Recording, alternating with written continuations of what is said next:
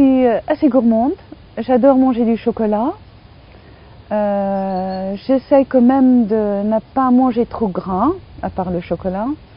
Je ne mange pas beaucoup de frites, des choses comme ça, ou des plats en sauce, mais j'essaye de manger pas mal de glucides, des sucres lents, des légumes, des fruits aussi.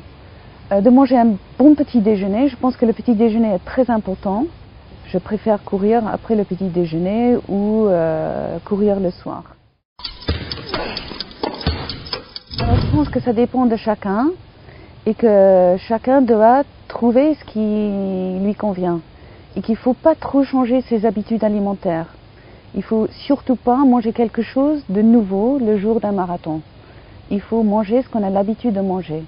Et puis il faut pas manger trop gras non plus, il faut manger des glucides, pas trop non plus, pas charger l'estomac.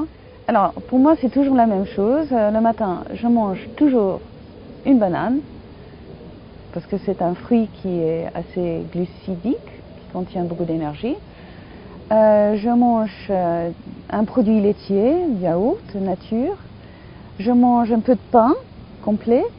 Et un peu de protéines, c'est-à-dire du jambon blanc, quelque chose comme ça, voilà, et du café.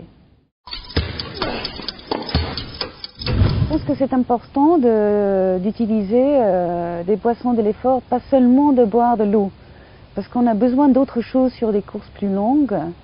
On ne peut pas faire une course longue qu'en buvant de l'eau. Il faut avoir autre chose. Alors, quand je fais une course assez longue comme la Saint-Élion, je prends généralement un Camelback, une poche d'eau, et puis je le remplis d'eau et je mets aussi une boisson de l'effort pour avoir assez de sucre.